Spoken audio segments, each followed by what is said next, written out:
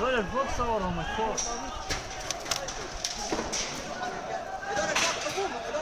ليش الخراب هذا؟ ليش خربت البلد؟ ليش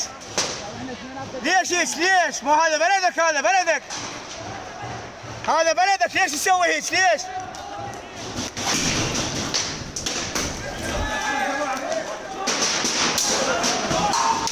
يقومون بالاعتداء على الأنشطة الأمنية وعلى الممتلكات العامة والخاصة للعبث بها والخراب وسلب ونهب الممتلكات العامة والخاصة. يرومون إلى ذلك هؤلاء المندسين. حرق المباني والمحال التجارية في شارع الرشيد من قبل هؤلاء المندسين المتواجدين بالقرب من غرفة تجارة بغداد والشارع المؤدي إلى البنك المركزي.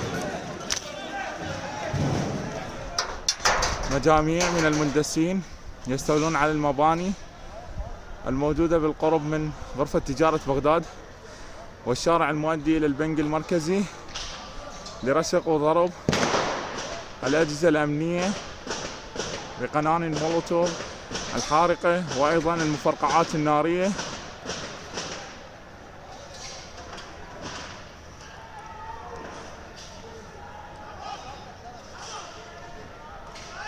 على الجهات المعنية محاسبة هؤلاء الخارجين عن القانون الذين يريدون من هذه الأعمال الفوضى والخراب وسلب ونهب الممتلكات العامة والخاصة.